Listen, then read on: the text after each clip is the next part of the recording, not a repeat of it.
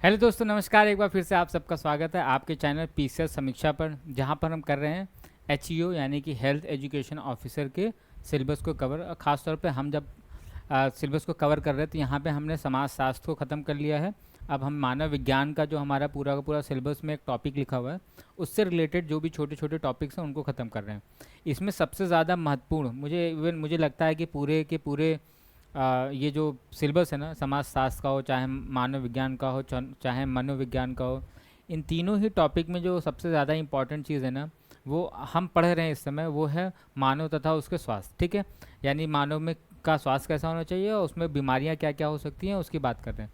इसमें हम लोगों ने बैक्टीरियल वाली डिजीज़ कर ली थी और वायरस वाली कुछ डिजीज़ कर ली थी। ठीक है, मैं मानता हूँ कि अभी बहुत से डिजीज़ हैं। मुझे लगता है वायरस में कुछ डिजीज़ मुझे और बताना था, तो वो हम देखेंगे। अभी वहाँ पर डिजीज़ की शुरुआत हुई है। ये अभी हमारे यहाँ पे 2 या 3 लेक्चर और आने वाले हैं, तो मेरी कोशिश ये रहेगी कि हम ज़्यादा से ज़्यादा डिजीज़ को यहाँ पे कवर कर लें। ठीक है, और जो डिजीज़ नहीं हो पाएंगी ना, वो आप जब भी क्वेश्चंस को सॉल्व करेंगे, एमसीक्यूज जब हम आपका सॉल्व करा रहे होंगे, तो हम वहाँ पे देकर वो एक्स्ट्रा चीज़ें आपसे जानने की कोशिश करेंगे और आपको वहाँ पे ही कुछ ना कुछ नॉलेज इन्फॉर्मेशन मिल जाएगी। ठीक है, तो इसके लिए आपको घबराना नहीं है। आपको बस कोशिश यही करनी है कि आप अपनी तैयारी को रेगुलर बना के रखिए और गंभीरता के साथ तैयारी करते रहिए। और एग्ज़ाम आपका टाइम पर ही होने की संभावना है, तो उन चीज़ों में ना फंसे, क्योंकि अभी आपने देखा कि एक हाई कोर्ट का स्टे का ऑर्डर आया है, तो वो सारी चीज़ें प्रोसेस में है, वो सब चलती रहेंगी। ठीक है, अभी टाइम बहुत है, तो यहाँ पे कब वो चीज़ें चेंज करके वो एग्ज़ाम की डेट हो सकता है वही रखें, तो आपको परेशान होने की ज़रूरत नहीं है। बट फिर भी अपनी तैयारी को आपको रेगुलर बना के रखना है। जो भी आप समय दे रहे हैं उसी समय को यूटिलाइज़ करते रहिए। ठीक है, और पढ़ाई में सबसे ज़्यादा ज़रूरी चीज़ होती है निरंतरता।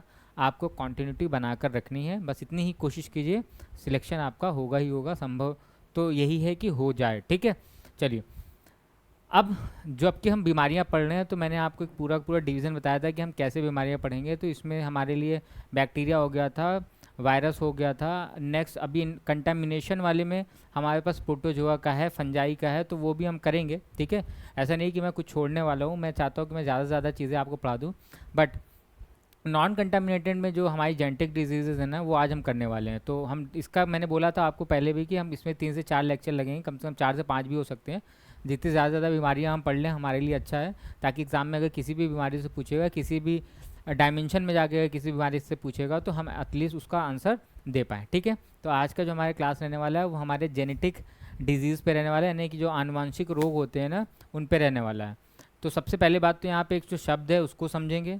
ठीक है, इसमें फिर जो छोटे छोटे कन्फ्यूज़न आपको रहे हैं आज तक, वो मैं सबकी सब चीज़ें क्लियर करूँगा। पहले आपको इसका बेस समझाऊँगा, उसका एक एक करके ही हम बीमारी पे आएंगे। ठीक है, मैं आपको सीधा बीमारी पे नहीं ले जाऊँगा, क्योंकि बीमारियाँ आपको समझने में परेशानी होगी, इसलिए मैं पहले कुछ शब्दों को समझाने की कोशिश करूँगा, तब जाकर हम आगे बढ़ेंगे। ठीक है, जैसे सबसे पहले हम इस शब्द को समझते हैं, जेनेटिक, आनुवंशिक। ठीक है, ये जो आनुवंशिक है, ये शब्द एक्चुअली में है क्या, और इससे रिलेटेड फिर बीमारियां कैसे हो रही हैं, तो मैं आपको पहले ये चीज़ें क्लियर कर लेता हूँ। ठीक है, जब हम बोलते हैं ना आनुवंशिक या जेनेटिक की बात करते हैं, तो असल में आनुवंशिक का मतलब होता है कि एक जो पीढ़ी है ना, या एक जनरेशन है, उस जनरेशन से जो अगली पीढ़ी है, यानी कि अगली जनरेशन है, उसमें हम कौन कौन से गुणों को लेकर जा रहे हैं। ठीक है, वो गुण अच्छे भी हो सकते हैं, बुरे भी हो सकते हैं, क्योंकि गुण जब हम वो जो मैसेज के थ्रू, एक इन्फॉर्मेशन के थ्रू, ये असल में एक पीढ़ी से दूसरी पीढ़ी में पास ऑन होता है, या आप कह लीजिए ट्रांसफ़र होता है। तो ये इन्फॉर्मेशन या ये मैसेज आप कह सकते हो कि अच्छे भी हो सकते हैं और बुरे भी हो सकते हैं। तो हम लेकिन उसे रोक नहीं सकते हैं। ऐसा नहीं है कि हम अगली पीढ़ी में केवल अच्छे अच्छे गुण ही भेज सकते हैं। ठीक है, हो सकता है कि बुरे वाले गुण भी उनमें चले जाएं। तो ये तो नेचुरल है, ये प्राकृतिक है, यहाँ पे हम कुछ नहीं कर सकते हैं। पर ये जो एक पीढ़ी से दूसरी पीढ़ी में जाने वाले इन्फॉर्मेशन होती हैं या सूचनाएं होती हैं, इन्हीं को हम बोलते हैं आनुवांशिक। ठीक है, अब ये आनुवांशिक जो भी चीज़ें हैं, जो भी पदार्थ हैं, ये अब हम टेक्निकली जब इसका एक वर्ड निकालते हैं ना, तो ये हमें आपको सुनने में मिलता है जीन। ठीक है, एक वर्ड आपने सुना होगा, जीन। असल में किसी भी एक इंसान से या किसी भी एक जीव से उसके अगली पीढ़ी में जीन का ट्रांसफ़र होता है। ठीक है, यहाँ पे जीन का ही ट्रांसफ़र बेसिकली होता है।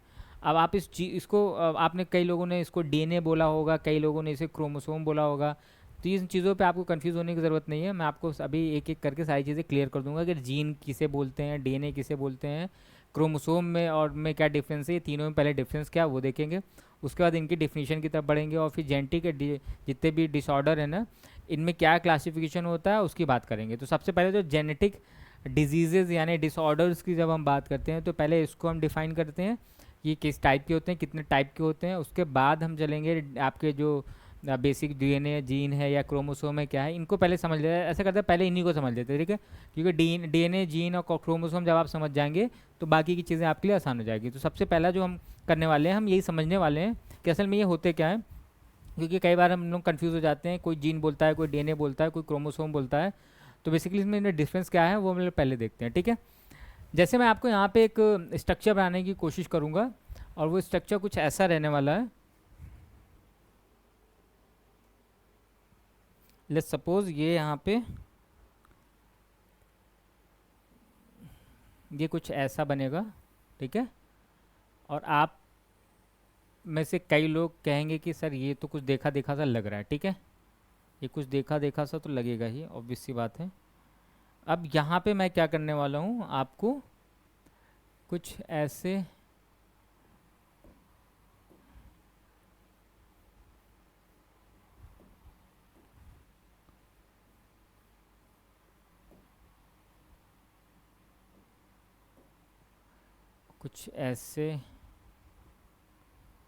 तो ये बेसिकली जो हमने बनाया है ये क्या रहने वाला है हमारा, तो ये ठीक है। अब अगर मैं इसको पूछूंगा तो आप सब लोग बता दोगे कि सर ये तो बहुत आसान सी बात है, ये आपने डीएनए बनाया हुआ, ठीक है। तो ये जो है ये तो है डीएनए, और बहुत से लोगों को पता है कि इसका फुल फॉर्म क्या होता है, तो इसको हम बोलते हैं D oxy ribo nucleic acid, ठीक है। तो एक बात तो पता चल गया कि डीएनए हमारा एसिड है, ठीक है। चलिए, ये कि डीएनए बना हुआ है, सबसे पहले तो आपको ये समझना है कि ये कि डीएनए बना हुआ है। अब ये जो डीएनए है ना, इसका अगर हम छोटा सा कोई सा भी स्ट्रक्चर बनाते हैं, कोई सा भी यहाँ पे जब हम स्ट्रक्चर बनाते हैं ना, तो हमें ये पता चलता है कि ये असल में बने किससे होते हैं। अच्छा, बनते कैसे हैं तो वो आपको देखना है। यहाँ पे ये बनते किससे हैं, तो ये बनते हैं नाइट्रोजन बेस, ये बनेंगे नाइट्रोजन बेस। और किससे बनेंगे, फॉस्फेट से बनेंगे, ठीक है। ये जो आपका फॉस्फेट ग्रुप होता है, समूह होता है, उस पे बनेंगे। इसके बाद किससे बनेंगे, इसके अलावा ये बनते हैं आपके शुगर से, ठीक है, शुगर से। यानी बेसिकली यहाँ पे आपको ये देखने को मिलेगा कि ये जितने भी डीएनए होते हैं ये आपके nitrogen base plus phosphate group और शुगर से बनते हैं, ठीक है। यहाँ पे जो नाइट्रोजन बेस होते हैं वो दो तरह के होते हैं।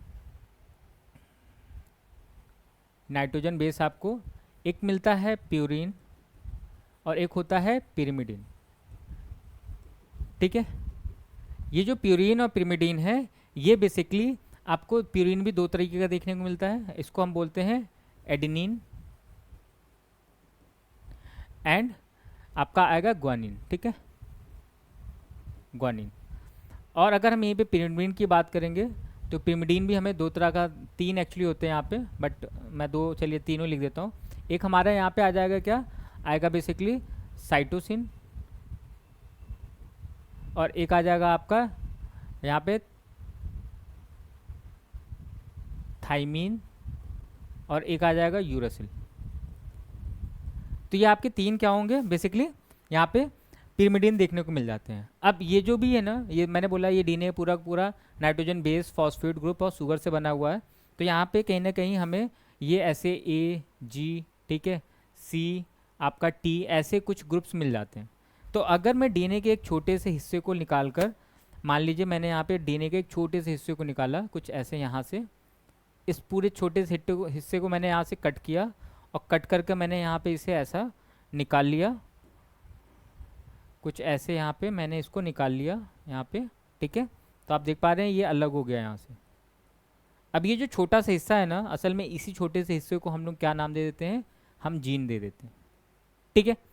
तो ये है एक्चुअली में जीन। ये डीएनए का जो छोटा सा एक हिस्सा हम निकाल लेना है, ये हमारा क्या कहलाता है, जीन कहलाता है ना। अब एक बात आपको और याद रखना है, यहाँ पे ये डीएनए है, ये जीन है, तो अब क्रोमोसोम क्या है, ठीक है। तो अब क्रोमोसोम बेसिकली क्या होता है, जब हम डीएनए को बहुत कंडेंस कर देते हैं, ठीक है। और ये डीएनए असल में कंडेंस होता है जब भी सेल डिवीज़न होता है ना, जब भी कोशिका का विभाजन होता है उस टाइम पे ये कंडेंसेशन बहुत ज़्यादा हो जाती है, ठीक है। इसलिए अब इसको कंडेंस क्यों करना है, क्योंकि आपको पता होना चाहिए कि एक जो डीएनए होता है ना, उस डीएनए का बेसिकली जो लेंथ होती है ना वो लगभग 2 मीटर के आसपास होती है। मतलब आप समझिए कि मेरी हाइट से भी ज़्यादा का डीएनए की केवल एक लेंथ है, एक डीएनए की हम बात कर रहे हैं। और इस डीएनए को एक सेल के अंदर रखना है। आप सोचिए वो सेल जो हमें दिखाई नहीं दे रही है, वो सेल इतनी छोटी है कि हम उसको देख भी नहीं सकते, उसमें 2 मीटर के आसपास का एक डीएनए चाहिए। लेकिन एक डीएनए उस सेल में जाने के लिए हमें उसे क्या करना पड़ेगा, बहुत ज़्यादा कंडेंस करना पड़ेगा। कंडेंस कैसे करता होता है ना, जैसे मैं ये बोलूँ कि अगर मैंने यहाँ पे एक, मान लीजिए मैंने ये एक लिया, ठीक है, ये एक रस्सी है, अब इसको मुझे कहीं पे रखना है तो मैं इसको रखूँगा तो वो इतनी स्पेस लेने वाला है, ठीक है। लेकिन अगर मुझे इसे बहुत कम स्पेस में रखना है तो मैं क्या करूँगा, मैं इसे मोड़ दूंगा, ठीक है, मैं ऐसे मोड़ मार के इसे रख दूंगा कहीं पे भी। तो अब ये मोड़ने से देखिए इसका जो ये कम स्पेस में क्या हो गया, आ गया, ठीक है। अगर कम स्पेस में आ गया तो ऐसे ही हम डीएनए को भी मोड़ते हैं, कंडेंस करते हैं, ठीक है। और इसी कंडेंस जब करते हैं ना तो इसका स्ट्रक्चर कुछ ऐसा दिखाई देता है। देखिए ये कंडेंस होगा तो ये कुछ ऐसे कंडेंस हो जाएगा, ठीक है।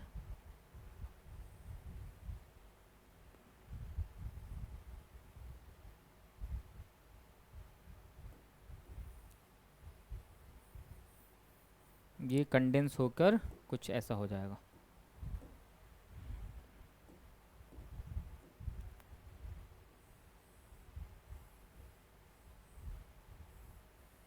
ये देखिए, ठीक है, ये असल में कंडेंस हुआ और कंडेंस होने के बाद ये कुछ आपको ऐसा दिखाई देगा।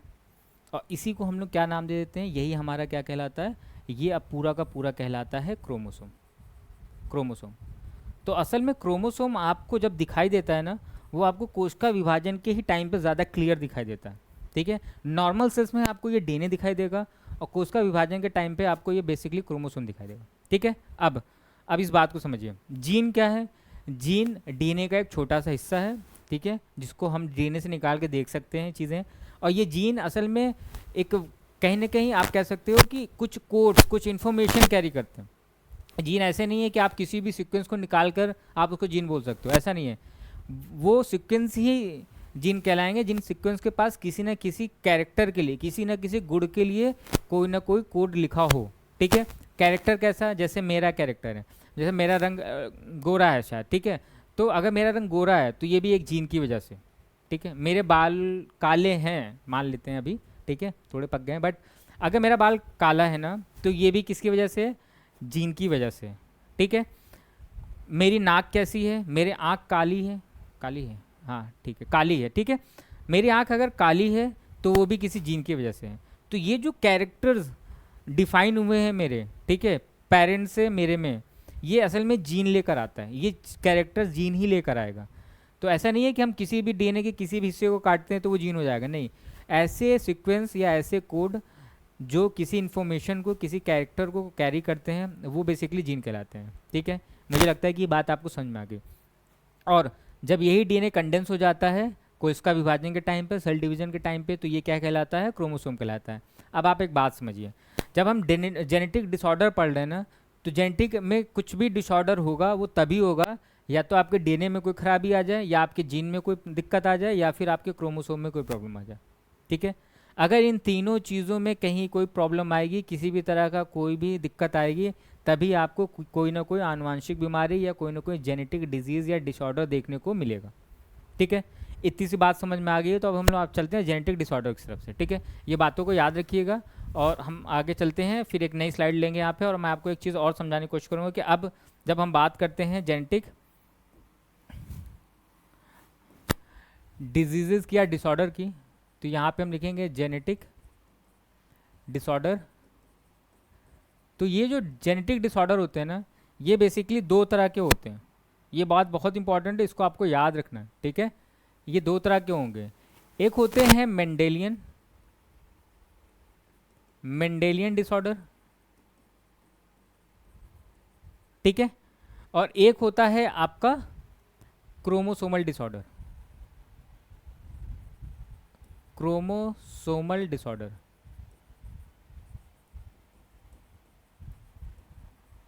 आप कहेंगे सर ये क्या चीज़ है, तो मैं आपको बता देता हूँ। मेंडेलियन डिसऑर्डर उसे बोलते हैं जहाँ पे बीमारी, डिजीज ड्यू टू जीन होगा। अगर जीन में कोई खराबी की वजह से अगर कोई बीमारी हो रही है तो उसे हम लोग मेंडेलियन डिसऑर्डर बोलेंगे। अगर जीन में, या तो जीन में क्या होगा, जीन एक सीक्वेंस है, कोड लिखे हुए हैं उसमें, ठीक है। अगर वो कोड में कोई चीज़ घट जाए, बढ़ जाए, ठीक है, तब हम कहेंगे कि वो कैसा बीमारी है, वो मेंडेलियन डिसऑर्डर के अंतर्गत आता है, ठीक है। लेकिन अगर पूरा का पूरा क्रोमोसोम ही बदल जाए, या पूरा पूरा क्रोमोसोम ही कहीं पे डिलीट हो जाए, या फिर कोई नया क्रोमोसोम आके ऐड हो जाए, तो उसे हम लोग बोलते हैं क्रोमोसोमल डिसऑर्डर। तो यहाँ पे जब हम क्रोमोसोमल डिसऑर्डर में लिखेंगे तो यहाँ पे क्या लिखेंगे, डिलीशन, डिलीशन और एडिशन, एडिशन ऑफ क्रोमोसोम। अगर क्रोमोसोम के ऐड होने से या फिर डिलीट होने से कोई बीमारी हो रही है तो उसे हम लोग क्रोमोसोमल डिसऑर्डर बोलेंगे, ठीक है। अगर जीन पर कोई समस्या आ रही है तो उसको हम लोग मेंडेलियन डिसऑर्डर बोलेंगे। तो मुझे लगता है कि जब आपने जीन समझ लिया और क्रोमोसोम समझ लिया तो अब आपको कोई बहुत ज़्यादा प्रॉब्लम नहीं होगी, ठीक है। अब कुछ एग्जांपल्स देखते हैं यहाँ पे, क्योंकि इन्हीं एग्जांपल्स के हिसाब से हम चीज़ों को पढ़ने वाले हैं आगे। जैसे मान लेते हैं मैं मेंडेलियन डिसऑर्डर की बात करूँगा तो यहाँ पे कुछ आपको बीमारियाँ देखने को मिलेंगी, जैसे हीमोफीलिया। एक बीमारी है हीमोफीलिया, ये आपकी आपको एक बात पता चल गई कि ये कैसी बीमारी है, आपकी जेनेटिक डिसऑर्डर है। जेनेटिक डिसऑर्डर में भी कौन सा है, मेंडेलियन डिसऑर्डर है, ठीक है, हीमोफीलिया। दूसरा आपने यहाँ पे नाम सुना होगा कलर ब्लाइंडनेस, जिसमें आप ग्रीन और रेड कलर नहीं पहचान पाते हैं, ठीक है, तो ये कलर ब्लाइंडनेस हो गया। तीसरी अगर हम बीमारी का नाम देखेंगे यहाँ पे तो थैलेसीमिया आपको देखने को मिलता है, थैलेसीमिया। चौथा एक बीमारी आपको देखने को मिलती है sickle cell anaemia, sickle cell anaemia, ठीक है। तो ये जो बीमारियां हैं बेसिकली ये आपको देखने को मिलेंगी कहाँ पे, मेंडेलियन डिसऑर्डर में। ये आपकी जेनेटिक बीमारियां हैं सारी की सारी, क्योंकि सब हम जेनेटिक ऑर्डर के जेनेटिक डिसऑर्डर की बात कर रहे हैं, ठीक है। लेकिन इनमें भी haemophilia, colour blindness, thalassaemia, sickle cell anaemia, ये जो है आपके बेसिकली कैसे हैं, ये आपके मेंडेलियन डिसऑर्डर में आते हैं। यानी कि ये कहीं ना कहीं हमारे किसी जीन पर जब प्रॉब्लम आती है ना तभी ये डिजीज़ आपको देखने को मिलती है, ठीक है। यहाँ पे क्रोमोसोम का कुछ भी लेना देना नहीं है। लेकिन जब हम यहाँ पे क्रोमोसोमल डिसऑर्डर की बात करते हैं तो यहाँ पे भी आपको कुछ बीमारी देखने को मिलती है, जैसे आपने डाउन सिंड्रोम नाम सुना होगा, डाउन सिंड्रोम। इसके अलावा आपने एक नाम सुना होगा टर्नर सिंड्रोम, टर्नर सिंड्रोम।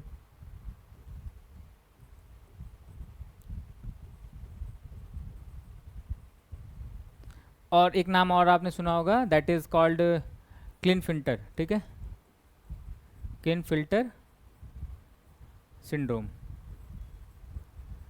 अब ये जितने भी बीमारियां हैं ना ये सब की सब कैसी हैं, आपकी क्रोमोसोमल डिसऑर्डर हैं, ठीक है, और इधर कैसी हैं, मेंडेलियन डिसऑर्डर है। लेकिन मोटी मोटी बात क्या है, ये सब की सब जेनेटिक डिसऑर्डर है, ठीक है, या आंशिक बीमारी है। इसके अलावा भी बहुत सी बीमारियां हैं जो कि मैंने यहाँ पे स्लाइड में मेंशन की हुई है। ये तो मैंने यहाँ पे नाम लिखा और एक क्लासिफिकेशन आपको दिया कि जेनेटिक डिसऑर्डर कैसे डिफाइन होते हैं, ठीक है। अब यहाँ पे हम जैसे बहुत डिटेल में नहीं जा रहे हैं क्योंकि वो थोड़ा सा और ज़्यादा डीप हो जाएगा, बहुत ज़्यादा डिटेल हो जाएगा, और एक कॉम्पिटिटिव के हिसाब से मुझे लगता है कि आयोग इतना ज़्यादा डीप में जाके चीज़ों को नहीं पूछेगा। क्योंकि अब यहाँ पे हम अगर ऐड करना चाहते हो तो जैसे ये ऑटोसोमल रेसेसिव डिजीज़ है, ठीक है, ऑटोसोमल डोमिनेंट डिजीज़ है, ये सारी चीज़ें होती, मैं आपको समझाता, लेकिन अगर आप उस लेवल पे चीज़ों को पढ़ रहे होते तो मैं बिल्कुल समझाता, ठीक है। बट मुझे लगता है कि इतनी बातें अगर आपको समझा रही हैं तो बहुत ज़्यादा है, ठीक है। आपको बस ये क्लासिफिकेशन समझना बहुत ज़रूरी था, क्योंकि बेसिकली यहाँ पे हमें जानना है कि कौन कौन सी बीमारियाँ हमारी जेनेटिक डिजीज़ हैं, ठीक है, जेनेटिक डिसऑर्डर है या डिजीज़ है, ये एक पूरी पूरी लिस्ट आपको यहाँ पर देखने को मिलती है, ठीक है। ठीक, अब यहाँ पे हमें एक एक करके सारी बीमारियाँ पढ़नी है, तो आगे चलते हैं। सबसे पहले देखते हैं कि स्लाइड में क्या लिखा हुआ है। जेनेटिक बीमारी एक हेल्थ कंडीशन है जो कि किसी व्यक्ति के डीएनए, ठीक है। अब यहाँ पे अब देखिए, अब आपको ये बातें कंफ्यूज नहीं होनी है कि डीएनए लिख रहा है कि जीन लिख रहा है या क्रोमोसोम लिख रहा है। आपको पता चल गया है कि डीएनए पे प्रॉब्लम है या जीन पे प्रॉब्लम है या फिर क्रोमोसोम पे प्रॉब्लम है, होना तो जेनेटिक डिसऑर्डर ही है, ठीक है। तो अब आपको उस चीज़ों पर भी नहीं फंसना है। किसी व्यक्ति के डीएनए में किसी गलती या म्यूटेशन, ये वर्ड भी समझना बहुत ज़रूरी है, म्यूटेशन, ठीक है। म्यूटेशन का मतलब होता है अचानक आपके जीन में किसी तरह का बदलाव आ जाना, अचानक आपके डीएनए में किसी तरह का बदलाव आ जाना। जब अचानक कोई बदलाव आता है ना, मतलब इस जनरेशन में सारी चीज़ें ठीक हैं, अगला जनरेशन अचानक से चेंज हो जाए, अगले जनरेशन में अचानक से कोई समस्या आ जाए, अचानक से कोई चीज़ें चेंज हो जाए। जैसे मैं मान रहा हूँ कि मेरे बाल काले हैं, ठीक है, अब मेरी शादी हो और मेरे बच्चे हों, मेरे बच्चों के बाल बिल्कुल कैसे हो जाए, ब्राउन हो जाए, ठीक है, तो अब वो ब्राउन कैसे हो रहे हैं, ठीक है, तो वो अलग अलग कंडीशन हो सकती है, ठीक है, वहाँ पे। अब ये कि अचानक से चेंज हुआ ना जीन, अब ये जीन में क्यों ये अचानक से कलर कैसे चेंज हुआ, मतलब मैं मान रहा हूँ कि मेरी वाइफ के भी बाल काले ही होंगे, ठीक है, तो अगर दोनों के बाल काले हैं तो बच्चे का ब्राउन कैसे हो रहा है, ठीक है, तो वो सोचने वाली बात है, बट कोई बात नहीं, ठीक है। अब ये हो सकता है कई तरीके से, सोशली सोचेंगे तो कुछ भी हो सकता है, बट जेनेटिकली अगर हम देखेंगे तो यहाँ पे जेनेटिक का प्रॉब्लम है। जेनेटिक का क्या प्रॉब्लम है कि जो हमारे बालों को काला रखे हुए था जो जीन, उसमें असल में अचानक से कुछ ना कुछ चेंज हो गया, यानी उसके कोड में कुछ चेंज आ गया। जैसे इसको आप और समझ सकते हैं म्यूटेशन का मतलब क्या है, मैं आपको समझा देता हूँ। आप लोगों को म्यूटेशन अगर समझना है, म्यूटेशन इसको हम लोग बोलते हैं उत्परिवर्तन, ठीक है, उत्परिवर्तन। उत्परिवर्तन मतलब होता है अचानक से आने वाला कोई परिवर्तन, ठीक है, ऐसे मैं लिख देता हूँ, अचानक से आने वाला परिवर्तन, अचानक से जीन या डीएनए में आने वाला परिवर्तन, आने वाला परिवर्तन।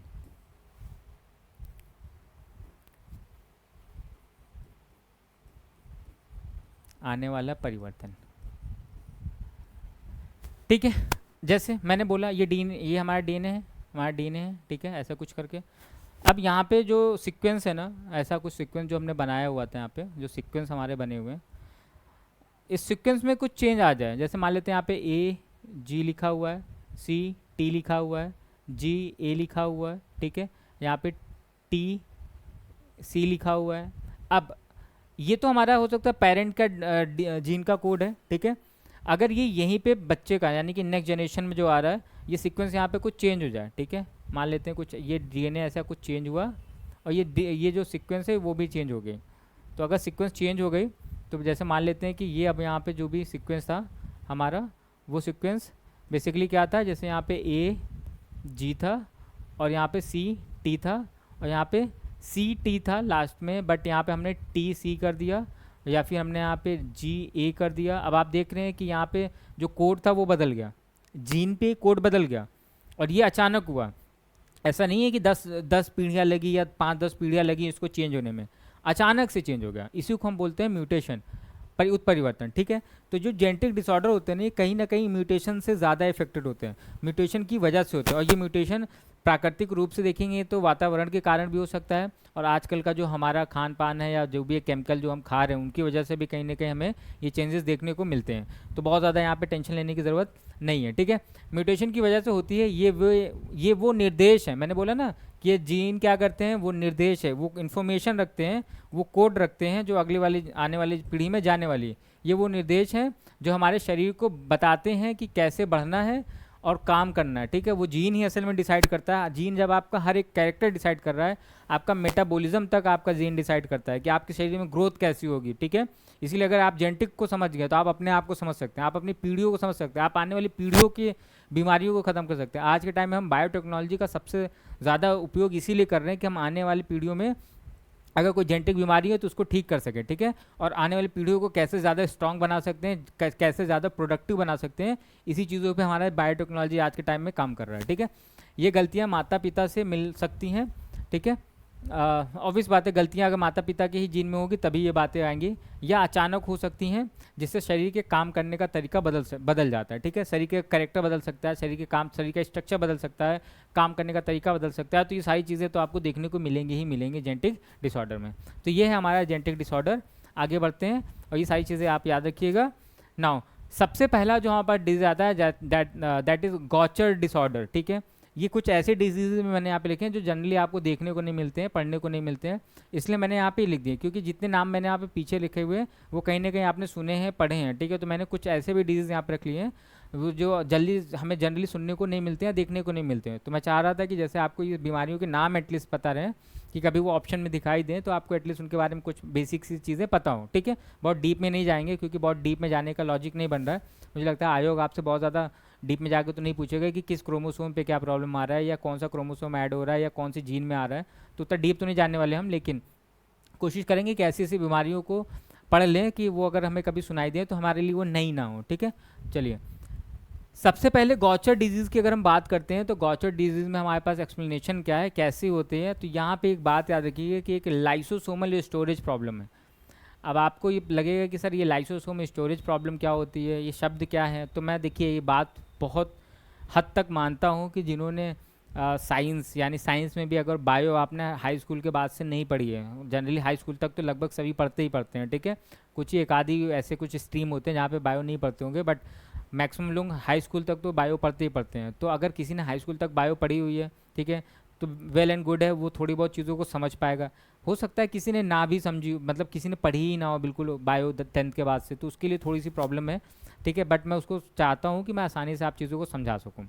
अब हमारी एक सेल होती है, उस सेल के कुछ कुछ सेल ऑर्गेनल्स होते हैं, ठीक है। तो हमारे सेल है जैसे एक छोटी सी, लेट्स सपोज ये एक सेल है, ठीक है, ये एक सेल है, एक ह्यूमन की एक सेल है या एनिमल की एक सेल है। अब इस एक सेल में ना क्या होता है, सेंटर में एक न्यूक्लियस होता है और इस सेंटर के न्यूक्लियस के चारों तरफ यहाँ पे आपको एंडोप्लाज्मिक रेटिकुलम देखने को मिल जाता है। इसके बाद आपको यहाँ पे माइटोकॉन्ड्रिया देखने को मिल जाता है। इसके बाद आपको यहाँ पे गोल्गी बॉडी देखने को मिल जाता है, गोल्गी एपरेटस देखने को मिल जाता है। ऐसे करके बहुत से सेल ऑर्गेनल यहाँ पे एक एनिमल सेल में यानी कि एक जंतु कोशिका में देखने को मिलते हैं, ठीक है। इन्हीं सेल ऑर्गेनल, इन्हीं कोशिकांग में से एक कोशिकांग होता है जिसको हम लोग बोलते हैं लाइसोसोम।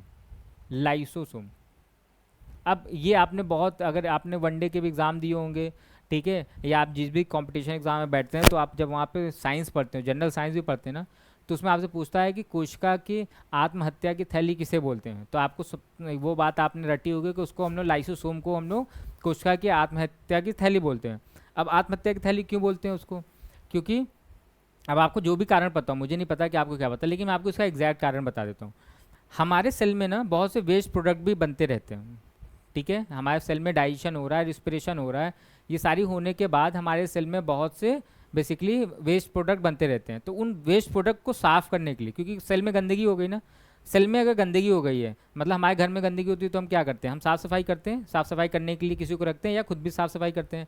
ऐसे ही सेल में अगर कोई गंदगी आ जाती है, कोई गंदगी फैल जाती है, तो सेल की सफाई के लिए ना एक ऑर्गन होता है जिसे हम बोलते हैं लाइसोसोम, ठीक है। तो लाइसोसोम क्या करता है, जो भी वेस्ट प्रोडक्ट देखता है, कोई भी खराब चीज़ें देखता है ना, तो वो जाता है उनको खाता है और खाकर उनको डाइजेस्ट कर देता है। डाइजेस्ट इसलिए कर पाता है क्योंकि इसके पास एक एंजाइम होता है, डाइजेशन हमेशा एंजाइम से ही स्टार्ट होती है। और मैं आपको यहाँ पे लिख देता हूँ कि कौन सी एंजाइम है ये।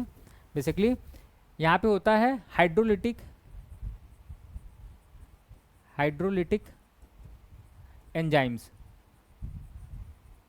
ये जो हाइड्रोलिटिक एंजाइम्स होते हैं ना लाइसोसोम में, ये असल में डाइजेशन का काम करते हैं, इनके पास डाइजेशन की पावर होती है, डाइजेशन की ताकत होती है। तो अगर कोई भी वेस्ट प्रोडक्ट है तो उसको पकड़ता है और उसको डाइजेस्ट करना स्टार्ट कर देता है हमारा लाइसोसोम, ठीक है। अब आपको ये बात याद रखनी है कि जब ये डाइजेस्ट करता है ना, तो ये कभी कभी क्या होता है, सेल को साफ करने के लिए बेसिकली ये सेल के ऑर्गन्स को भी डाइजेस्ट करना स्टार्ट कर देता है। अगर इसे कुछ वेस्ट नहीं मिलता है ना, तो कभी कभी ये अपने नेचर से बाहर आ जाता है और नेचर से अलग जाकर ये क्या करता है, हमारे सेल के ऑर्गन्स को भी डाइजेस्ट करने लगता है, जिसकी वजह से पूरी की पूरी सेल भी कभी कभी डाइजेस्ट हो जाती है। और अगर पूरी की पूरी सेल डाइजेस्ट हो जाएगी तो सेल भी नष्ट हो जाती है, ये खुद भी नष्ट हो जाता है, सेल भी नष्ट हो जाता है। इसीलिए इसे हम लोग लाइसोसोम को सेल की क्या बोलते हैं, आत्महत्या की थैली बोलते हैं, ठीक है। इसको हम लोग इसीलिए यहाँ पे आत्महत्या की थैली बोलते हैं। तो इसको हम लोग बोलते हैं बेसिकली आत्महत्या की थैली, ठीक है, suicidal bag of the cell, थैली बोलते हैं। तो ये बात तो ही मतलब जनरली मैंने आपको समझा दिया। अब ये जो डिजीज़ है ना, गॉचर्स डिसऑर्डर, ये एक लाइसोसोमल स्टोरेज डिजीज़ है जिसमें शरीर में ग्लूकोसेरेब्रोसिडेज एक एंजाइम है, कोई कमी होती है जिससे फैटी सब्सटेंस ऑर्गन्स में जमा हो जाते हैं। अब एक बात समझिए, लाइसोसोम का काम है डाइजेशन करना, ठीक है, लेकिन ये डाइजेस्ट नहीं कर रहा है। अगर डाइजेस्ट नहीं करेगा तो क्या होगा, जो फैट है या ये जो एंजाइम है जिसकी वजह से हमारा फैट और हमारा ग्लूकोज और हमारा लिपिड टूट रहा है, इस एंजाइम की वजह से, जो यहाँ पे लिखा हुआ है ग्लूकोसेरेब्रोसाइडेज, ये ग्लूकोसेरेब्रोसाइडेज असल में हमारे फैट को, हमारे कार्बोहाइड्रेट को डाइजेस्ट करने का काम करता है, ठीक है। लेकिन अगर कुछ जीन में परिवर्तन की वजह से, जीन में प्रॉब्लम की वजह से ये एंजाइम क्या करता है, ये अपना काम, इसकी कमी हो जाती है और ये अपना काम नहीं करता है, तो होता क्या है, फैट हमारे सेल में, कोशिकाओं में क्या होता है, फैट स्टोर होने लगता है, ठीक है। अगर फैट सेल में आएगा तो टिश्यू में आएगा, और टिश्यू में आएगा तो उससे क्या होगा, वो ऑर्गन को इफेक्ट करेगा। तो इसमें आप देखेंगे कि होगा क्या, गॉचर डिजीज में ज़्यादातर टिश्यूज जो होंगे हमारे बॉडी में, उनकी लेंथ बढ़ जाएगी, वो टिश्यू क्या होंगे, वो बेसिकली और ग्रो कर जाएंगे, ठीक है। जैसे लीवर की साइज़ है तो लीवर अपने नॉर्मल साइज से बड़ा हो जाएगा, क्यों, क्योंकि उसमें फैट इकट्ठा होते जा रहे हैं, ठीक है। ये अलग अलग तरह के ऑर्गन आपके यहाँ पे देखिए, ये स्प्लीन है, इनलार्ज, ये आप देखिए यहाँ पे लीवर की साइज़ बड़ी हो गई है, स्प्लीन की साइज़ बड़ी हो गई है, ठीक है। यहाँ पे आपको ये सारी प्रॉब्लम्स देखने को मिलती हैं। तो ये बेसिकली क्या करता है, हमारे ऑर्गन की साइज़ को बढ़ाने लगता है, इसी को हम बोलते हैं गॉचर्स डिसऑर्डर, ठीक है। अब लीवर के और स्प्लीन का बढ़ना, यहाँ पे देखिए पेट में सूजन आ जाएगा, हड्डियों में दर्द होगा, आसानी से फ्रैक्चर होने की वाली हड्डियाँ हैं, आसानी से फ्रैक्चर क्यों हो जाएगा, क्योंकि बेसिकली यहाँ पे हमारी बोन्स क्या होंगी, धीरे धीरे वीक होने लगती हैं, ठीक है, क्योंकि उनकी ब्लड की सप्लाई बहुत कम हो जाती है और कैल्शियम वोल्शियम उनको न्यूट्रिशन प्रॉपर नहीं मिल पाता है, इसलिए बोन्स हम वहाँ पे बेसिकली कहेंगे कि वीक होने लगती हैं, ठीक है। ये सारी की सारी प्रॉब्लम आपको यहाँ पे देखने को मिलती है। तो क्या अब क्या इसमें कुछ बचाव हो सकता है, तो आपको पता है जेनेटिक डिजीज़ में कोई बहुत ज़्यादा ना तो बचाव है ना तो बहुत इलाज है, ठीक है, क्योंकि इतने ज़्यादा महंगे टेस्ट होते हैं कि हर किसी के बस का नहीं है कि वो जाए टेस्ट कराए और बचाव करे, उससे प्रिवेंट करे अपने आप को, ठीक है। बट ये आइडियली मैंने यहाँ पे लिख तो दिया है, बट इस ऑब्वियस बात है कि, और ज़्यादातर आप देखेंगे कि जैसे जेनेटिक डिजीज़ जनरली आपको देखने को भी नहीं मिलेंगे, कुछ जेनेटिक डिजीज जो जनरली देखने को मिलते हैं वो आपके, जो मैंने अभी लिस्ट लिखा है तो उसमें आपको देखने, जैसे कलर ब्लाइंडनेस आपको देखने को मिल जाएगा, जनरली आपके आसपास कोई एक आध ऐसा इंसान मिल जाएगा जिसको कलर ब्लाइंडनेस हो, ठीक है।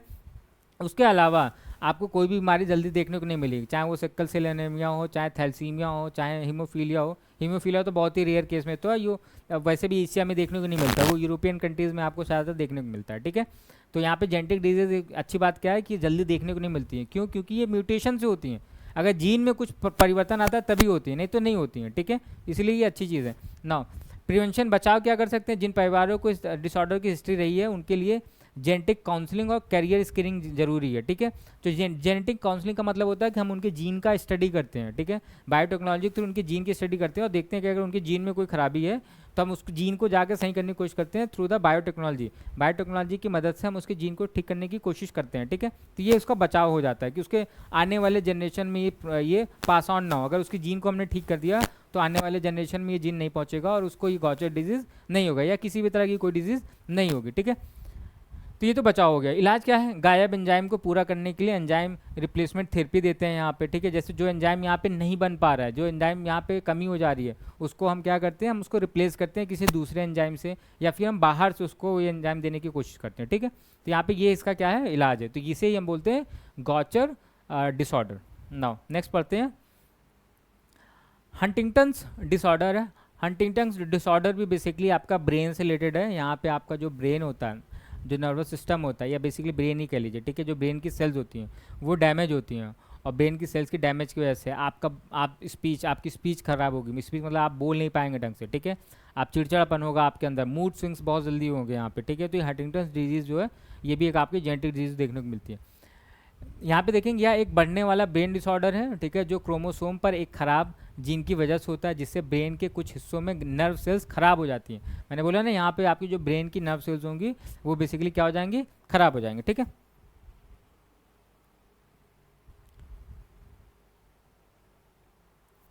ना अभी अभी यहाँ पे हमें याद रखना है कि लक्षण क्या है इसका, बिना मरोड़ के झटके आएंगे। आप यहाँ पे देखेंगे जो मतलब जो झटके होंगे उसमें ऐसा नहीं है कि कोई बॉडी में कोई ऐठन आ रही है या फिर ब्रेन में या आपकी गर्दन में कोई ऐठन आ रही है, ऐसा नहीं है। एक बिना ऐठन के यहाँ पे एक मरोड़ आपको देखने को मिलता है, ठीक है। बॉडी आपकी अकड़ जाएगी या कोई भी चीज़ ऐसे हैं तो बिना ऐठन के देखने को मिलेगा आपको।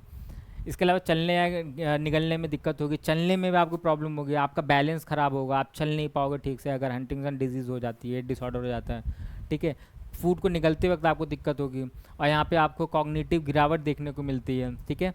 इसके अलावा डिप्रेशन या चिड़चिड़ापन जैसे मैंने बोला आपको, साइक्रेटिक लक्षण आपको देख, मतलब थोड़ा सा आपको यहाँ पे मूड आपका जो है अचानक इतनी जल्दी स्विंग होगा कि लोग आपको लोग पागल समझने लगेंगे, ठीक है। तो ऐसे कुछ यहाँ पे बेसिकली आपको देखने को मिलती हैं चीज़ें, ठीक है। और ना आप यहाँ पे देख पाएंगे कि यहाँ पे हेल्दी ब्रेन है, और ये हंटिंगटन डिजीज़ जो है बेसिकली यहाँ पे देखेंगे कि ये ब्रेन में, और इस ब्रेन में ये जो आपका बेसिकली ये वाला पार्ट है, आप देख पा रहे हैं यहाँ पे ये वाला पार्ट आपका ख़राब हो चुका है और ये पार्ट आपका अच्छा है। तो जो ख़राब होता है तो इसकी वजह से ये सारी प्रॉब्लम्स यहाँ पे आती हैं, और ये जीन, किसी एक जीन की वजह से ये डिसऑर्डर देखने को मिलता है। इलाज क्या है? इसका कोई इलाज नहीं है, ठीक है, लेकिन बेनाजीन जैसी दवाएं मूवमेंट डिसऑर्डर को मैनेज कर सकती हैं और साइकोथेरेपी बिहेवियर लक्षणों में मदद करती हैं। तो जेनेटिक डिसऑर्डर है तो जाहिर सी बात इसका कोई दवाइयों से तो इलाज नहीं है, ठीक है। हम जेनेटिक डिजीज़ को आज बायोटेक्नोलॉजी के थ्रू से इलाज करने की कोशिश कर रहे हैं, पर दवाइयों से अभी इनका कोई इलाज नहीं है। हम उनको पर्टिकुलर जो उनको प्रॉब्लम्स हो रही है ना, उनको दवाइयों से ठीक करने की कोशिश करते हैं, पर पूरी बीमारी हम ठीक नहीं कर सकते हैं, ठीक है। तो इसलिए यहाँ पे ये बीमारी जो है हंटिंगटन डिजीज़ या डिसऑर्डर, इसको आपको याद रखना है। नौ अभी हम यहाँ पे देखेंगे कि हाँ, नेक्स्ट आता है हमारे पास हीमोफीलिया। अब ये इंटरेस्टिंग है हमारे पास, अगर ये बीमारी की हम बात करेंगे तो हीमोफीलिया थोड़ी सी इंटरेस्टिंग है, और आपने कहीं ना कहीं सुनी हुई होगी, इससे पहले पढ़ा होगा, तो इस पर हम थोड़ा सा चर्चा कर सकते हैं, ठीक है। हीमोफीलिया की बात करते हैं तो हीमो का मतलब ही होता है ब्लड, और जब हम ब्लड की बात करते हैं तो यहाँ पे बेसिकली आपको देखने को मिलेगा कि ये जो बीमारी है ना, इसको हम लोग बेसिकली आप ऐसे कह सकते हो कि जब हमें चोट लगती है ना तो हमारा ब्लड बहता है। चोट लगेगी, स्किन अगर आपकी डैमेज हो गई है, टिश्यू डैमेज हो गया है, तो ब्लड बहता है, ब्लड बाहर की तरफ बहने लगता है, ठीक है। लेकिन आपने एक चीज़ ऑब्जर्व की होगी कि वो ब्लड मुश्किल से 4 से 5 मिनट, 6 मिनट, 7 मिनट, 8 मिनट, ज़्यादा से ज़्यादा वो टाइम लेगा और वो ब्लड अपने आप ही रुक जाता है, ठीक है। अगर बहुत ज़्यादा चोट नहीं है तो, अगर छोटी मोटी चोट है तो वो ब्लड तुरंत आपका वहीं पर रुक जाएगा बहना, ठीक है। लेकिन क्या हो कि अगर आपको चोट लगे, आपको हल्का सा भी चोट लगे, आपको एक छोटी सी भी सुई चुभ जाए और वो ब्लड आपका रुके ही ना, और ब्लड आपका बहता ही रहे, या कभी वो रुके ही ना, या फिर रुके भी तो बहुत देर बाद रुके, ठीक है। ऐसा ही होता है असल में हीमोफीलिया में। हीमोफीलिया एक जेनेटिक डिसऑर्डर है जिसमें बेसिकली यहाँ पे कुछ जीन में प्रॉब्लम की वजह से, जीन में कमी की वजह से, आपने, क्योंकि मैंने इसका एग्जांपल आपको मेंडेलियन डिसऑर्डर में बताया था, तो यहाँ पे जीन में असल में डिफेक्ट की वजह से यहाँ पे जो ब्लड बनाने वाले फैक्टर्स होते हैं ना, ब्लड क्लॉट करने वाले फैक्टर। अच्छा, एक बात और, यहाँ पे कुछ वर्ड्स हैं जो आपको इंग्लिश में सुनने को मिल रहे हैं। यहाँ पे मैंने बहुत ज़्यादा इंग्लिश में चीज़ें लिख दी हैं, इंग्लिश में बेसिकली लिख दी हैं और बोल रहा हूँ, तो आप इसको ऐसे मत समझिए कि सर आप हिंदी में नहीं बता रहे हैं। अगर आपको मैं एक बात बता रहा हूँ, यहाँ पे हिंदी का कोई मतलब ही नहीं है। असल में मैं डिसऑर्डर को हिंदी लिपि में, देवनागरी लिपि में डिसऑर्डर ही लिखूँगा, ठीक है। मैं डिजीज़ को बीमारी लिख सकता हूँ, लेकिन वो आपके काम के नहीं, आपको पता है डिजीज़ का मतलब बीमारी होता है। हंटिंगटन जो है वो नाम है, तो नाम को मैं इंग्लिश में ही लिखूंगा, चाहे वो देवनागरी लिपि में लिखूँ, चाहे रोमन में लिखूँ, ठीक है। तो आपको इससे प्रॉब्लम में नहीं जाना है, आपको वो चीज़ें हिंदी में अगर आप समझ पा रहे हो तो नाम ही है वो सारी सारी चीज़ें, तो उसको मैं हिंदी इंग्लिश में नहीं, मैंने इंग्लिश में लिख दिया क्योंकि वो मेरे लिए कन्वीनियंट है, और अब वो मैं एक बार में हिंदी और इंग्लिश में लिखता तो वो हमारे लिए थोड़ा सा टाइम टेकिंग होता है, ठीक है। चलिए, तो अभी आपको पता है कि जैसे चोट लग रही है, ठीक है, तो चोट लगते ही क्या होता है, चोट लगते ही जैसे यहाँ पे हो क्या रहा है आप समझ लीजिए।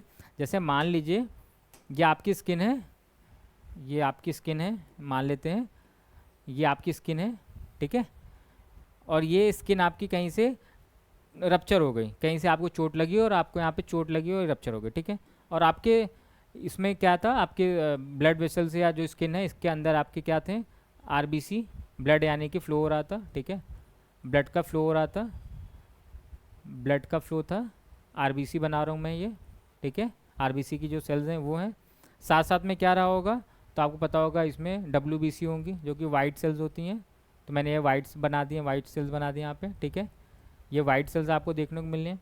इसके अलावा यहाँ पे आपको प्लेटलेट्स दिख जाएंगे, ठीक है, जो प्लेटलेट्स की सेल्स होती हैं वो दिख जाएंगी कुछ ऐसे यहाँ पे। अब सोचिए, अगर आपका यहाँ पे कट लगा, आपको चोट लगी, तो ब्लड क्या होगा, ब्लड बाहर की तरफ फ्लो होना स्टार्ट हो जाएगा, ठीक है, ब्लड बाहर निकलने लगेगा।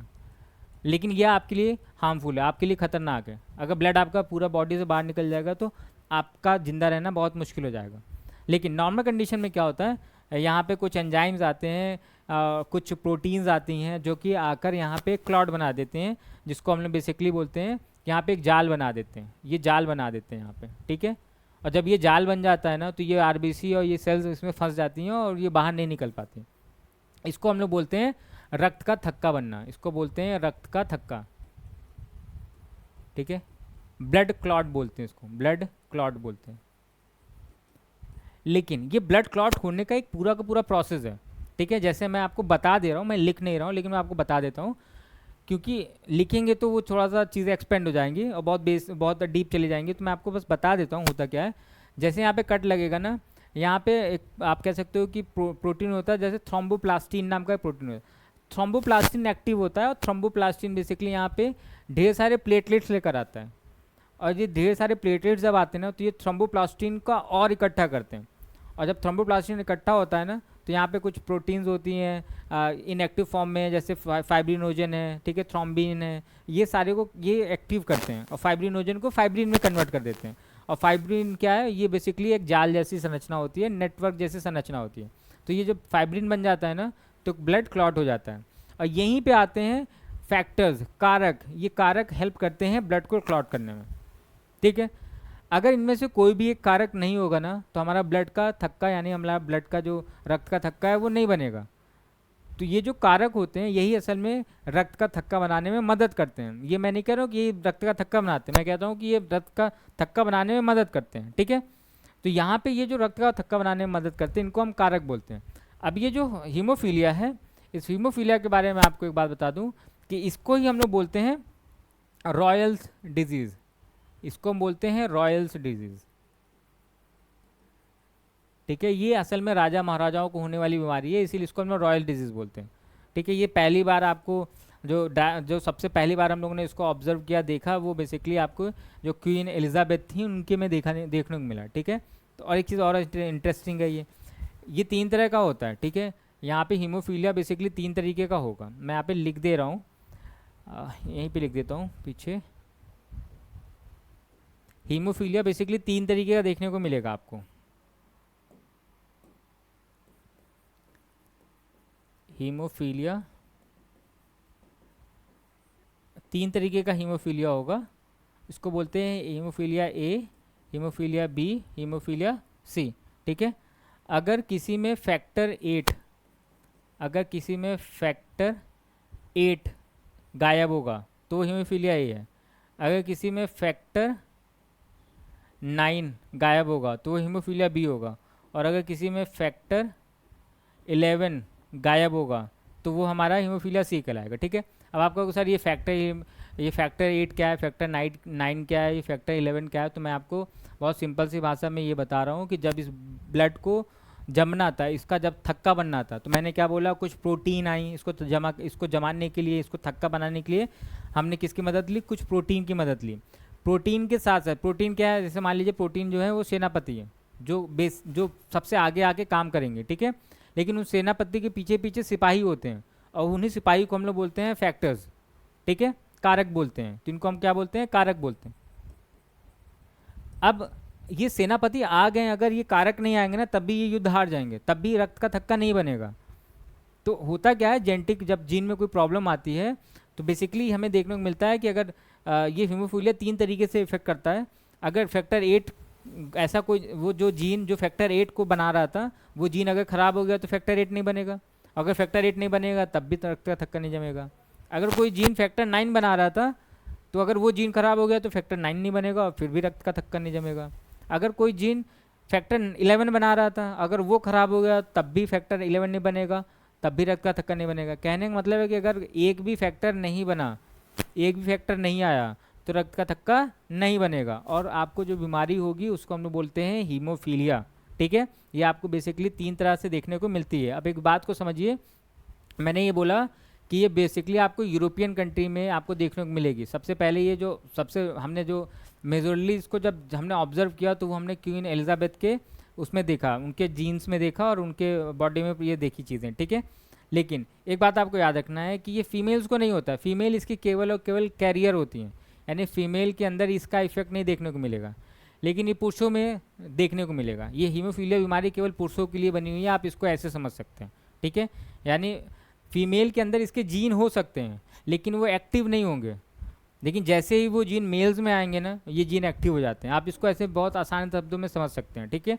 इसीलिए जो आपकी जो ब्रिटेन की जो पूरी जो रॉयल फैमिली है, जिसमें क्वीन एलिजाबेथ की जो पूरी डायनेस्टी है, जिसमें आप जैसे आपने को प्रिंस हैरी का नाम सुना होगा, ठीक है। अब ये लोग जो है ना, ये पूरी जनरेशन को क्या हुआ है, हीमोफीलिया हुआ है। क्योंकि वो असल में मेल हैं और इनकी जो मदर थी या दादी थी, उनको क्या था, इनको हीमोफीलिया कैरियर थे। अब उन्होंने पास ऑन कर दिया अपने सारे के सारे जनरेशन में, जो मेल हैं, फीमेल में तो ये एक्टिव नहीं होगा, तो जितने भी मेल हैं उनको सबको सबको क्या है, हीमोफीलिया। इसीलिए आपने देखा होगा जब उनकी लाइफस्टाइल जो होती है वो इतनी ज़्यादा सेफ्टी वाली होती है कि उनको हम चाहते, उनको भी पता है कि अगर उनको छोटी सी भी चोट लगेगी तो उनका ब्लड नहीं रुकेगा, ठीक है। इसीलिए उनको काफ़ी ऑब्जर्वेशन में रखा जाता है, उनके आसपास कहीं भी कोई नुकीली चीज़ या फिर नाइफ वाइफ नहीं रखी जाती है, क्योंकि अगर वो गलती से भी हाथ कट गया या गलती से भी चोट लग गई तो फिर उनका ब्लड रुकना मुश्किल हो जाएगा, ठीक है। तो उसको रोकना हमारे लिए काफ़ी चैलेंजिंग हो जाएगा, इसीलिए इसको हम लोग रॉयल डिजीज़ भी कहते हैं। अब आते हैं, अब देखते हैं यहाँ पे क्या लिखा हुआ है, ठीक है। ये तो मैंने अपनी कहानी बता दी आपको।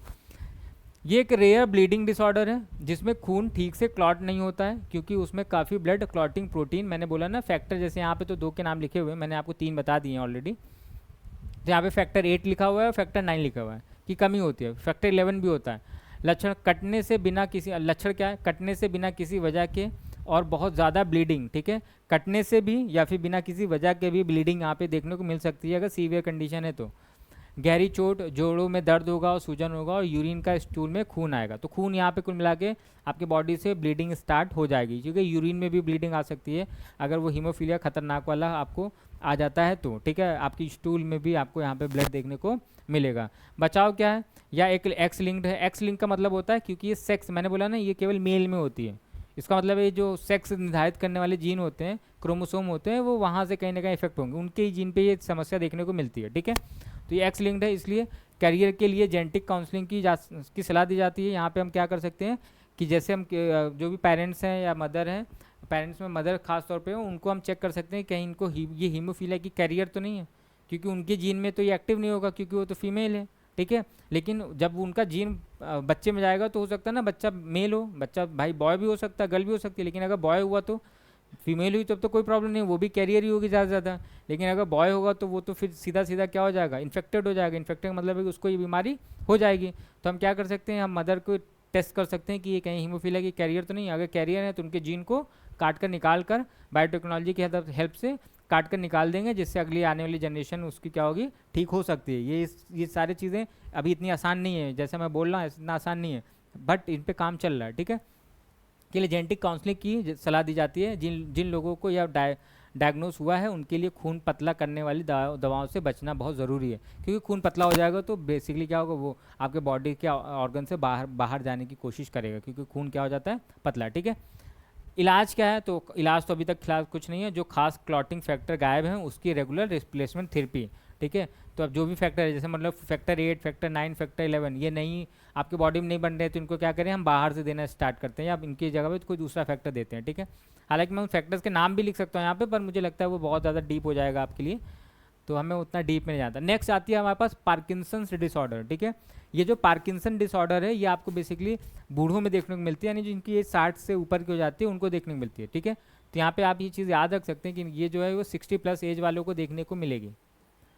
ये एक बहुत आप कह सकते हो कि रेयर ऑफ रेयर डिजीज़ है जो बूढ़ों में देखने को मिलती है। यहाँ पे ओके क्या, एक प्रोग्रेसिव नर्वस सिस्टम डिसऑर्डर है जो मूवमेंट पर असर डालता है, अक्सर जेनेटिक म्यूटेशन और यहाँ पे म्यूटेशन आ गया और एनवायरमेंटल फैक्टर दोनों से जुड़ा होता है, यानी कि यहाँ पे जीन में भी इफेक्ट की वजह से होता है, और अगर एनवायरमेंट की वजह से जीन में कोई प्रभाव आया है तब भी हो सकता है तो ये जेनेटिक।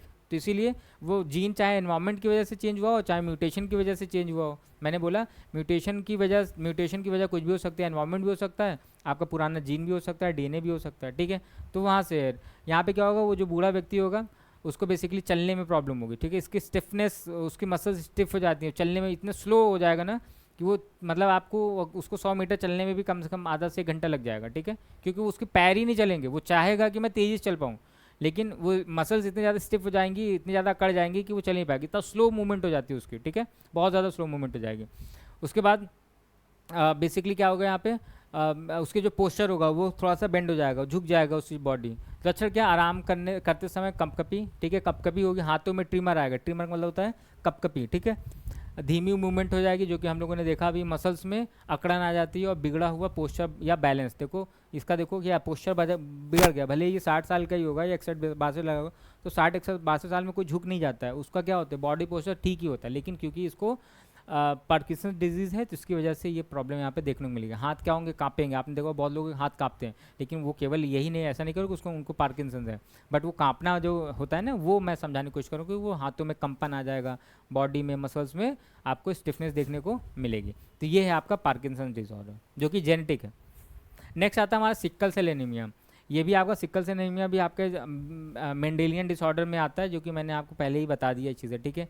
सिक्कल का मतलब होता है हसिया, आपने देखा होगा इसको, हसिया, हसिया क्या कहते हैं, रक्त अल्पत्ता भी हम बोलते हैं, ठीक है। हसिया आपने देखा है जिससे लोग गेहूँ काटते हैं, गाँव में आप जाएंगे तो अलग अलग तरह के होते हैं वो हसिया, बेसिकली ऐसा आपने देखा होगा। मैंने जैसा देखा है मैं आपको वैसा बना दे रहा हूँ, और वो खास तौर पर मैंने ऐसा ही देखा हुआ है, ठीक है। ये मैंने हसिया कुछ ऐसा देखा हुआ है। अब आज के टाइम में वो कुछ ऐसा भी हो सकता है मेरे हिसाब से, ऐसा, ठीक है। तो यही है बेसिकली हसिया, इसको हम बोलते हैं सिक्कल। ये शेप जो है वो सिक्कल शेप है, ठीक है। तो ये ऐसा कुछ मुड़ा हुआ है, आप देख पा रहे हो ऐसा कुछ मुड़ा हुआ है, इसको हम बोलते हैं सिक्कल। तो ये शेप के नाम है।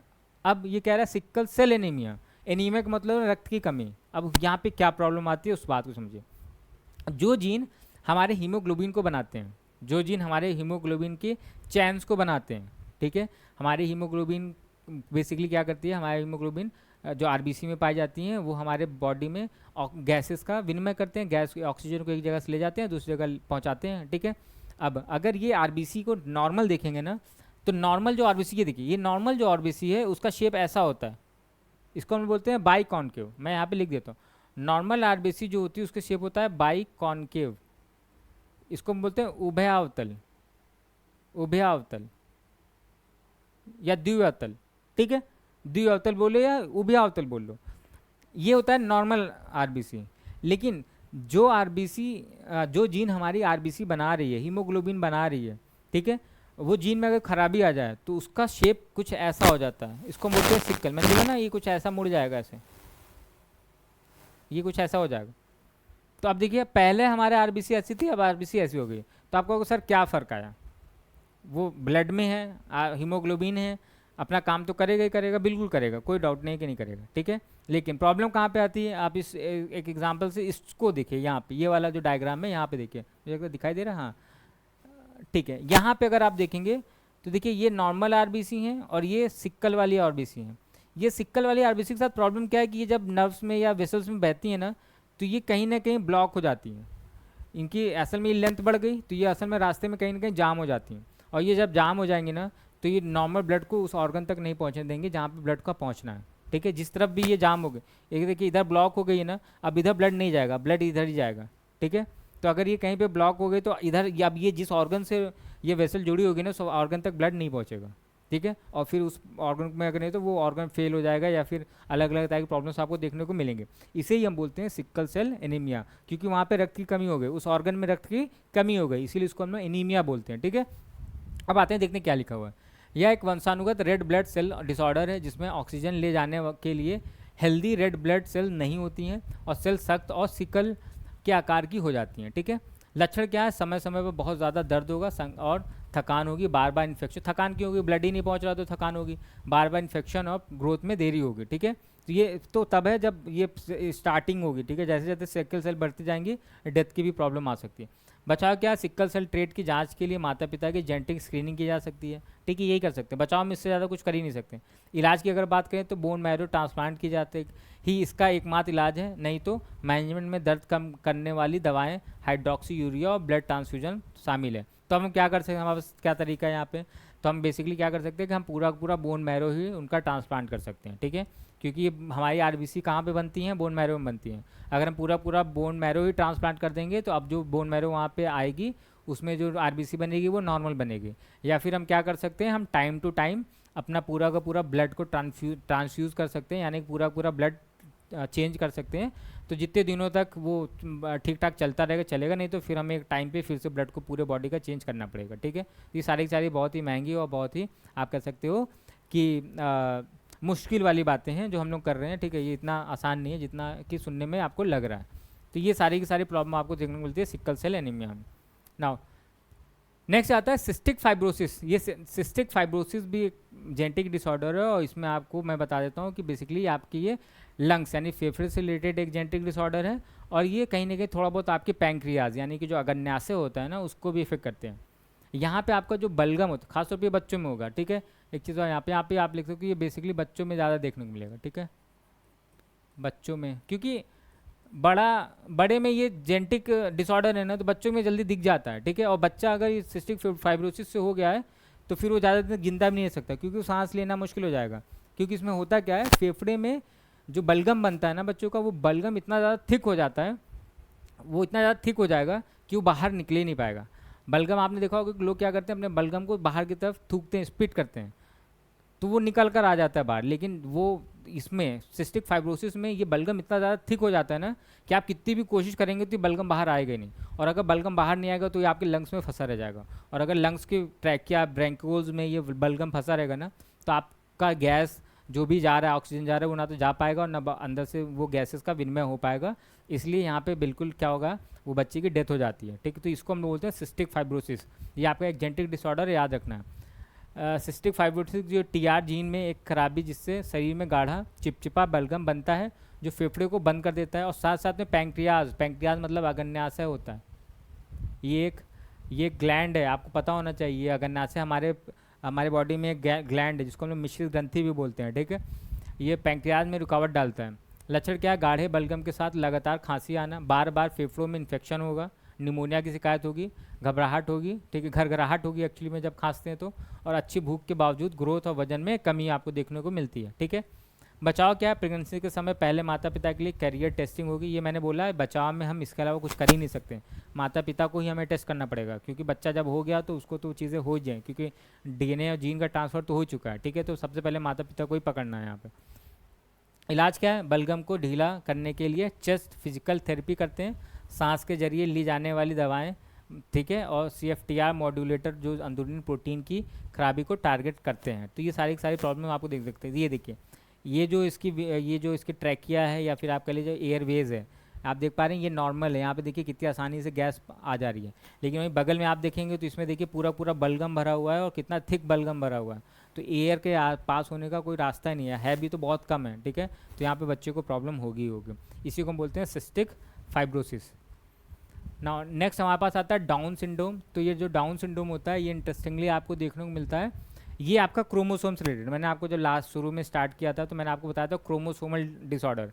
तो ये आपका एक क्रोमोसोमल डिसऑर्डर यहाँ पे, यानी कि इसका मतलब ये है कि इसमें या तो कोई क्रोमोसोम डिलीट हो जाएगा पूरा पूरा, या फिर कोई क्रोमोसोम ऐड हो जाएगा, ठीक है। तो ये आपको यहाँ पे देखने को मिलेगा। एक ऐसी कंडीशन जिसमें किसी व्यक्ति में क्रोमोसोम, देखिए एक बात को मैं और समझा देता हूँ। असल में देखिए इतना डायनेमिक है ना ये चीज़ें कि मैं तो चाहता हूँ आपको पूरी जेनेटिक्स से पढ़ा दूँ मुझे, क्योंकि मैं जब आपको पूरी जेनेटिक्स पढ़ाऊँगा तब आपको ये डिजीज़ असल में बहुत अच्छे से समझ में आ जाएगा। लेकिन मुझे लगता है कि अगर हम वो करने बैठेंगे तो हमारा 10 से 15-20 लगभग 10 लेक्चर तो लगेगा ही पूरे जेनेटिक्स समझाने में, ठीक है। तो हम उतना डीप नहीं जाने वाले, क्योंकि हमारा सिलेबस उतना डिमांड नहीं करता। यहाँ पे हमने केवल बीमारियों पे फोकस किया हुआ, तो हम पूरा जेनेटिक्स नहीं पढ़ेंगे। लेकिन मुझे पता था कि हमें जेनेटिक्स की बीमारियों को समझने के लिए भी कुछ शब्दों को समझना जरूरी, इसलिए मैंने शुरू में आपको जेनेटिक्स की छोटी सी बेसिक सी चीज़ें बता दी। बहुत बेसिक चीज़ बताया, बहुत डिटेल में जाकर नहीं बताया।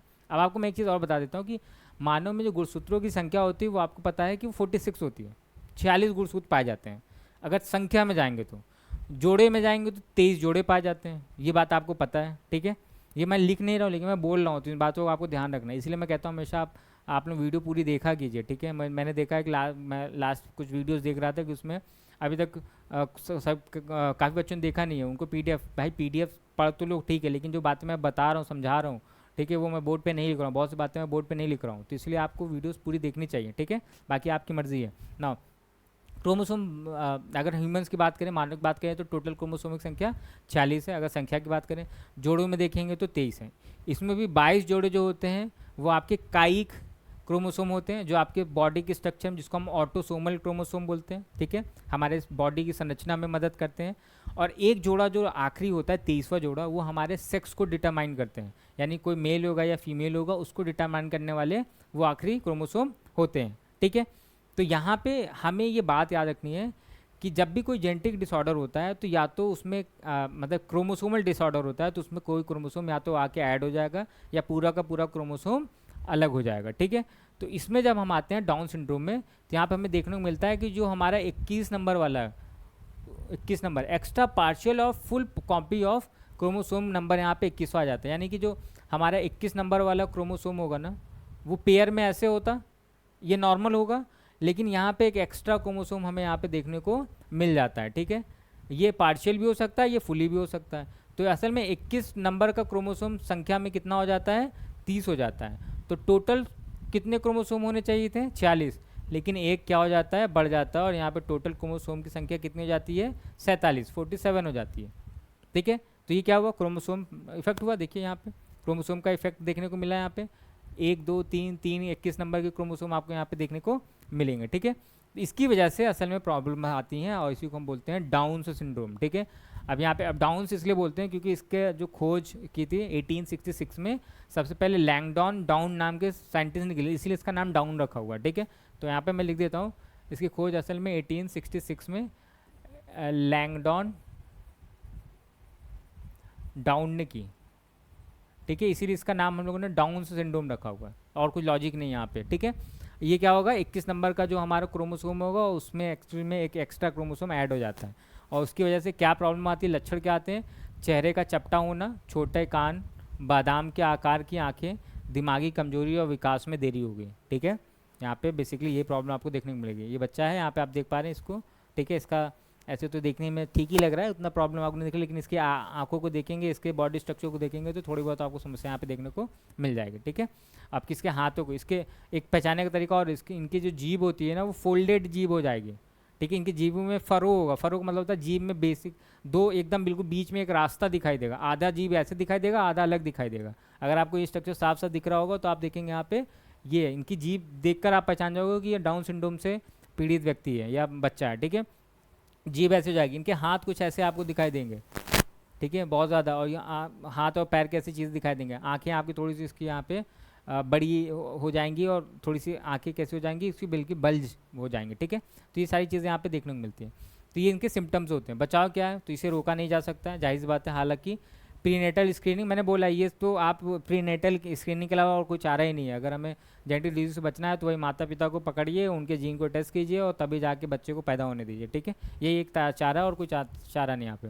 शुरुआती इंटरवेंशन प्रोग्राम, सुझाव इलाज के लिए शुरुआती इंटरवेंशन प्रोग्राम जिसमें स्पीच, ऑक्यूपेशनल और फिजिकल थेरेपी शामिल है, ताकि व्यक्ति की पूरी क्षमता तक पहुँचने में मदद मिल सके, ठीक है। तो ये है हमारा डाउन सिंड्रोम। नेक्स्ट आता है अल्जाइमर डिजीज डिसऑर्डर। ये अल्जाइमर बहुत कॉमन है, आपने सुना होगा। अल्जाइमर डिजीज से काफ़ी लोगों को यहाँ पे देखने को मिलती है। ये भी एक जेनेटिक डिसऑर्डर है या दिमाग का एक डिसऑर्डर है जो धीरे धीरे याददाश्त और सोचने की क्षमता को ख़त्म कर देता है। इसके कुछ रूप जैसे अर्ली ऑनसेट अल्जाइमर सीधे तौर पर खास जेनेटिक म्यूटेशन से जुड़े होते हैं, ठीक है। याददाश्त कम हो जाना, जो रोज़मर्रा की ज़िंदगी पर असर डालता है, समय या जगह का कन्फ्यूज़न हो जाएगा, ठीक है। मूड और पर्सनालिटी में बदलाव देखने को मिलता है अगर अल्जाइमर हो जाता है तो। यहाँ पे एक ब्रेन जो होगा आपका एक तरफ का है, अगर जिसमें अल्जाइमर होगा वो ब्रेन बेसिकली क्या होगा, सिकुड़ने लगता है, ठीक है। तो याददाश्त आपकी जाने लगती है, आप टाइम तो आप हो सकता है अचानक से सारी चीज़ें भूल जाएं, फिर आपको वो याद आ जाएगा, फिर भूल जाएंगे। तो ऐसे करके ये सिचुएशन यहाँ पे दिखाई देती है, ठीक है। बचाव क्या है, दिल के लिए हेल्दी डाइट बना के रखना है, फिजिकली एक्टिव रहना है और सोशल और कॉग्निटिव एक्टिविटी के जरिए दिमाग को व्यस्त रखना है। दिमाग को आपको यहाँ ज़्यादा ज़्यादा एक्टिव रखना है, ठीक है, ताकि वो उसका ज़्यादा इफेक्ट आपको ना देखने को मिले। इलाज क्या है, तो कोलिनेस्टरेज इनहिबिटर जैसी दवाएं लक्षणों को मैनेज कर सकती हैं, हालांकि अभी इसका कोई इलाज नहीं है। तो इलाज जेनेटिक बीमारियों का नहीं होता है, ये बात हमें भी पता है, आपको भी पता लगी। थैलेसीमिया अभी एक जेनेटिक डिसऑर्डर है और ये भी यहाँ पे एनीमिया की ही कंडीशन बनती है, बट यहाँ पे दूसरी तरीके से बनती है। जैसे सिक्कल सेल एनीमिया में हीमोग्लोबिन क्या हो रहा था, सिक्कल शेप का हो जा रहा था, आरबीसी सिक्कल शेप की हो जा रही थी। ऐसे थैलेसीमिया में क्या होता है, यहाँ पे बेसिकली आप देखेंगे कि यहाँ पे जो आरबीसी है ना वो बेसिकली आपकी नॉर्मल नहीं रहती है, वो भी यहाँ पे बेसिकली आप कह सकते हो कि ये भी नॉर्मल से एक अलग तरह की यहाँ पे असल में हीमोग्लोबिन बनना ही बंद हो जाते हैं। ये थैलेसीमिया में असल में हीमोग्लोबिन का फॉर्मेशन ही रुक जाता है, ठीक है। तो हीमोग्लोबिन का वहाँ पे क्या हो रहा था, हीमोग्लोबिन बन तो रहा था लेकिन उसका शेप चेंज हो जा रहा था। यहाँ पे हीमोग्लोबिन असल में बनते ही नहीं है, ठीक है। तो ये थैलेसीमिया की प्रॉब्लम होती है, एक जेनेटिक ब्लड डिसऑर्डर जिससे शरीर में नॉर्मल से कम हीमोग्लोबिन बनता है। मैंने बोला ना यहाँ पे हीमोग्लोबिन बनते ही नहीं है, जिससे एनीमिया होता है, ठीक है, और जिससे जाहिर बात है अगर हीमोग्लोबिन बनेगा ही नहीं तो एनीमिया वाली कंडीशन तो आएगी ही आएगी। थकान होगी, कमजोरी होगी, पीली स्किन हो जाएगी। जब हीमोग्लोबिन है ही नहीं ब्लड, आपके ब्लड में आरबीसी है ही नहीं, हीमोग्लोबिन है ही नहीं, तो बॉडी कैसी हो जाएगी, येलो हो जाएगी।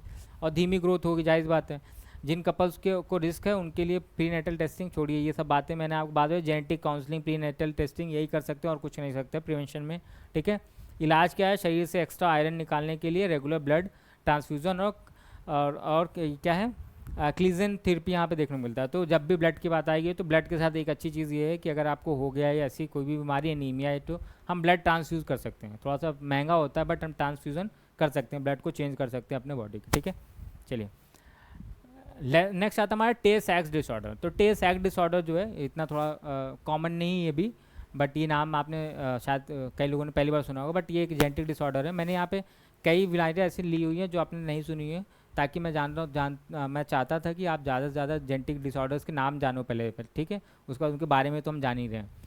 इसमें क्या होता है, एक रेयर जेनेटिक डिसऑर्डर है जो हेक्स ए एक नाम का एक एंजाइम होता है, जिसके कारण से ब्रेन और स्पाइनल कॉर्ड में नर्व सेल्स को ख़त्म कर देता है। अब ब्रेन और स्पाइनल कॉर्ड एक दूसरे को कोऑर्डिनेट करते हैं, ठीक है। इनके बीच में जो नर्व सेल्स हैं वो अगर इस हेक्स ए नाम का जो एंजाइम, इसकी वजह से वो नर्व सेल्स ख़राब होने लगती हैं, ठीक है। तो ख़राब होंगी तो क्या होगा, ख़राब होंगी तो उनका मोटर स्किल्स ख़त्म हो जाने लगता है, यानी कि वो रिस्पॉन्स नहीं कर पाएंगे किसी चीज़ के प्रति, ठीक है। रिस्पॉन्स ख़राब होगा, उनका सेंस ख़राब हो जाएगा, ठीक है। तेज़ आवाज़ से बहुत ज़्यादा चौंकना, अगर हल्का सा भी कोई तेज़ आवाज़ करेगा तो वो चौंक जाते हैं, ठीक है। दौरे पड़ना, यहाँ पे देखने और सुनने में भी कमी आ जाएगी, क्योंकि मोटर ही नहीं काम कर रहे हैं। मोटर ही तो होते हैं रिस्पांस करने के लिए, ठीक है। मैंने बोला ना, कुछ भी चीज़ रिस्पांस कौन करेगा, आपकी मोटर जो न्यूरॉन्स होती हैं वो रिस्पांस करती हैं। सेंसरी क्या करती हैं, सेंस करती हैं, और रिस्पांस देने का काम मोटर को होता है। तो मोटर वाली नर्व्स तो यहाँ पे ख़राब हो चुकी हैं, तो रिस्पांस नहीं दे पाते हैं, ठीक है। इलाज क्या है, इसका कोई इलाज नहीं है। इलाज बच्चे को आराम देने और दौरे से जैसे लक्षणों को मैनेज करने के लिए पैलिएटिव केयर पर फोकस करता है, ठीक है। तो ये यहाँ पे टे सैक्स डिसऑर्डर है, ठीक है ना। अच्छा ठीक है, तो यहाँ पे हमारा जो जेनेटिक डिसऑर्डर है ये लगभग यहाँ पे ख़त्म हो गया है, और मैंने आपको लगभग नाम के हिसाब से तो कई जेनेटिक डिजीज़ बता दिए हैं। जो आपने पहली बार सुनी है उनके बारे में मैंने डिटेल में बता दिया है। जेनेटिक डिसऑर्डर की कुछ बेसिक चीज़ें भी आपको बता दी हैं। मुझे लगता है यहाँ पे आपका एक बेसिक डेवलपमेंट भी मैंने आपको बेसिकली कर दिया है कि जेनेटिक्स क्या होती है और ये सारी चीज़ें और डिसऑर्डर कैसे होते हैं, ठीक है। तो उम्मीद करता हूँ आपको क्लास पसंद आई होगी और आप सब ने वीडियो को पूरा देखा कीजिए, ठीक है, क्योंकि मैं बहुत सी चीज़ें बोल कर ही समझा देता हूँ, और जो भी PDF से लिखता हूँ वो भी आपको पढ़ते रहना है, ठीक है। चलिए बहुत बहुत धन्यवाद आप सबका सेशन से जुड़ने के लिए।